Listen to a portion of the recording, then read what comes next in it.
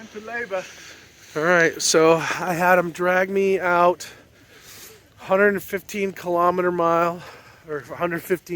drive to this little sea village here just to see this sub and get some beach access here on the the Baltic? Is this like the edge of the Baltic or the Baltic Sea? Yeah. the Baltic here? So another marine land. So let's go see.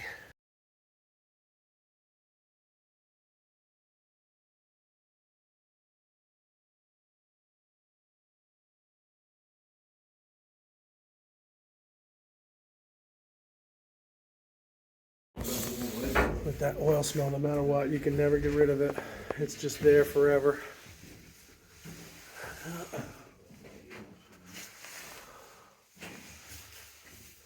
It's actually used in there. Mm-hmm.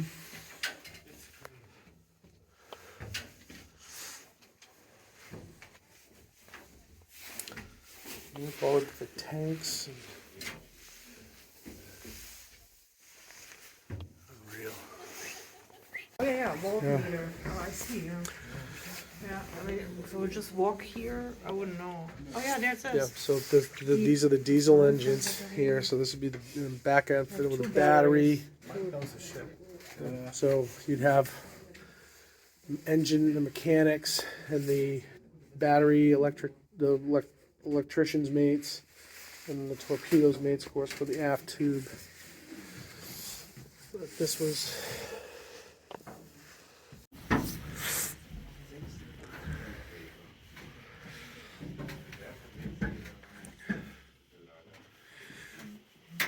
So now when Ellie,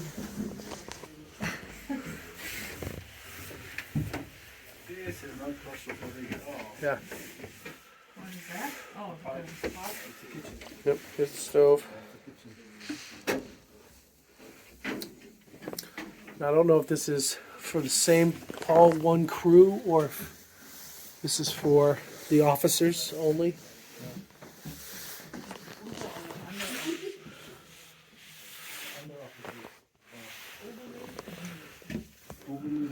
That's the storeroom.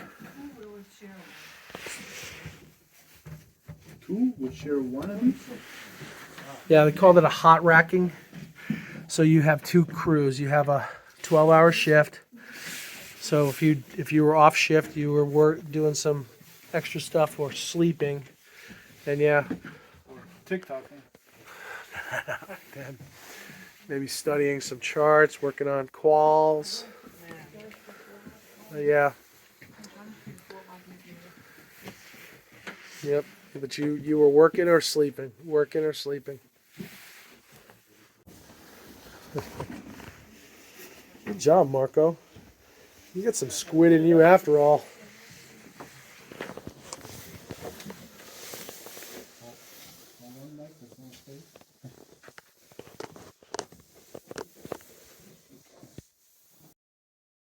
All right, so this is where the captain slept. Look at this, Mike. His what? Once a year, always the first weekend in June, this radio room of U995 will come to life again. During the International Museum Ships Weekend radio event, organized by the Battleship New Jersey Amateur Radio Group, several That's international awesome. former naval radio operators contact many of the different museum ships all over the world using Morse code and voice with the call sign DL0DMB. Unbelievable. That is so cool. That's the Enigma. So that's the coding machine that Alan Turing created a computer to break in Britain. Wow, that's an actual enigma, huh? That's an Enigma. The radio stores here. But that's cool that they'll still do that, you know. Old. Probably some new sailors too every now and again. So now this is the sonar room.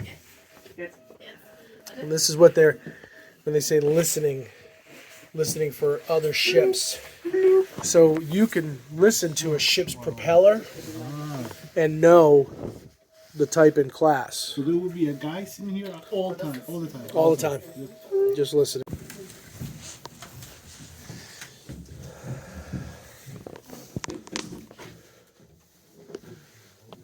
So more of another mechanical room. Trim. There's a pump. So the air trim. So the trim. So when the boat needs to go down or under, this is how they can control the trim.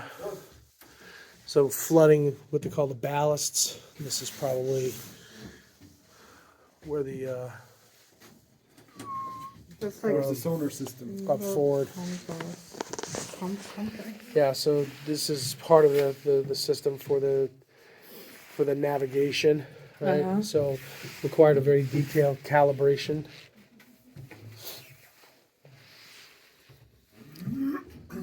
Very, very every little switch had a specific role that had to be detailed.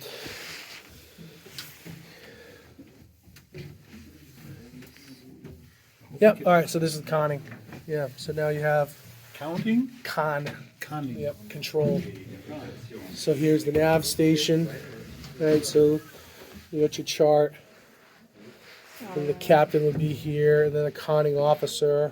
You can talk to And someone? here, this is, you can go up to the next level and go up. Oh, Yeah. Yeah, unfortunately, you can't get up. That'd be cool. What? well, It's stuck in. I'm okay. Yeah, so this would be an escape hatch. Type, For a person? yeah, and then the periscope right here. So you had the senior officers here, right? So captain, the executive officer, maybe navigator, the chief engineer. This is, yeah. And if that went out, That's And you it. could only use it up to 25 meter of water depth. And then what? So you don't go deeper than that. the toilet. Yeah, it says it's only. Yeah.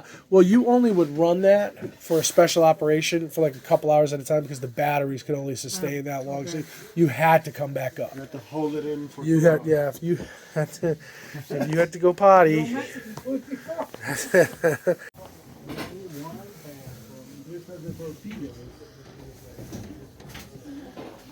Yeah, I am quite familiar with that kind of stuff. Yeah, and this is where, yeah. So you would, yeah, you didn't have a lot of storage. 27 people lived in this room.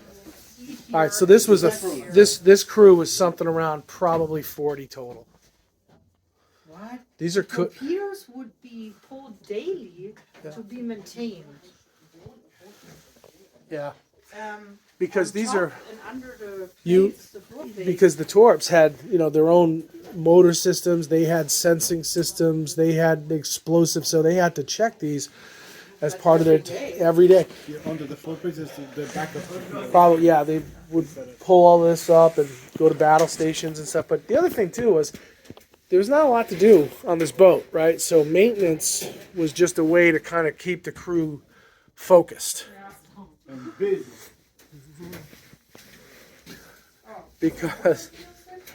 Because kind of like idle hands do the devil's work. More torpedoes? If you didn't hear your sailors complaining, you had a problem. And we had a saying in the Navy: a bitching sailor is a happy sailor, because it means they're engaged, they're doing stuff. The 4 torpedo pipes were loaded. There you go. Big one. Fire one. Okay, good. Okay, because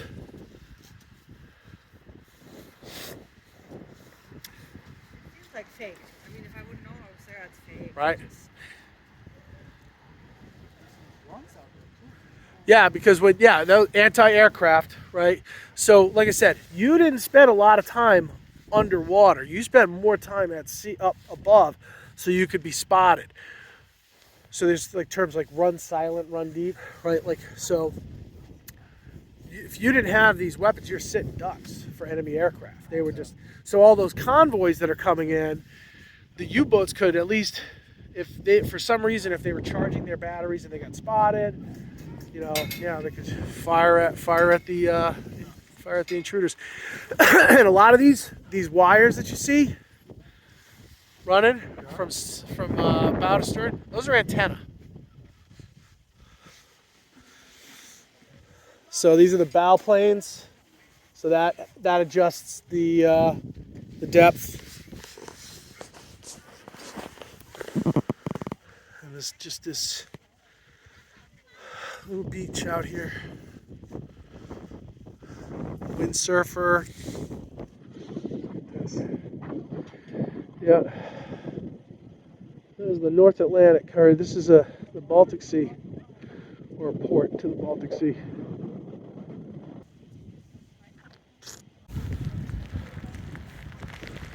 Oh man, it's a shame we were enemies, but I'm glad we don't need to fight each other anymore, because you were nasty bastards. You did your job pretty fucking well.